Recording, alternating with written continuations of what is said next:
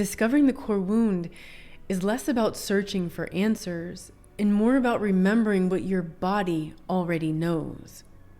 It was downloaded in the primordial space of the womb, where we received energetic and emotional imprints before we had words.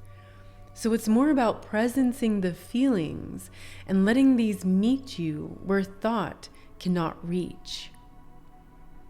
The really interesting thing is that the core wound can only dissolve through co-witnessing because it lives in the ancestral field.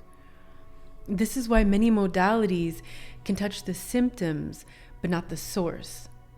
So the healing of the core wound isn't a solitary pursuit. It's a co-emergent act of sacred witnessing across time.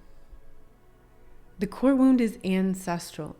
We experience the resonance of our ancestors' unresolved trauma and emotions through our life experiences. This is why there are ancestral loops that we're caught in. So even though it feels really personal, this wound isn't really ours. It lives in us cellularly, yet it's an inheritance of those who came before. It's encrypted beneath layers of silence, protection, and collective forgetting. Together with our ancestors, whose presence in history is woven into our bodies and available in the morphogenic field around the DNA, we can allow the exiled grief to become embodied, honored, and repatterned. So the work of healing the core wound isn't just for us, but also for our ancestors in the entire morphogenic field of the family that shaped us. This kind of transmutation of the core wound dissolves the distortions and emotional charge because it no longer needs to be held in the silence. The core wound is different from other limiting beliefs.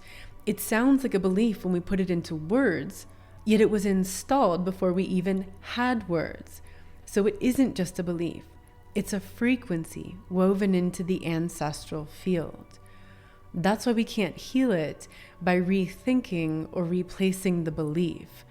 We heal it by remembering what the body already knows and feeling what our lineage could not. Then we can make new agreements.